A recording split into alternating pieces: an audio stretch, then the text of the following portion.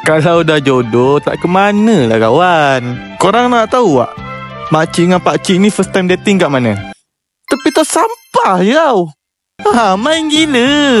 Nak diceritakan, makcik ni dulu anak murid pakcik ni. Alah, murid kelas-kelas agama tu. Time tengah kelas tu, pakciknya pun nak pergilah buang sampah. Alah, hai dandan makciknya pun nak buang sampah juga. Alang-alang kan, dah terserempak tu, makcik ni pun tegurlah pakcik. Assalamualaikum Ustaz.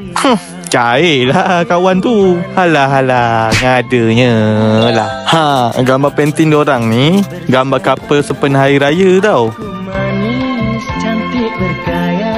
Pakcik ada bagi tahu, katanya makcik ni senyum manis hangat-hangat. Malu-malu kucing lah makciknya pun. Makcik ni pula suka pakcik sebab dia lemah lembut, suka bergurau, selalu buat dia ketawa. Kira lengkap lah hidupnya kalau ada pakcik ni kan. Okey lah geng, Min rasa Min nak pergi buang sampah jap. Korang tak nak ke?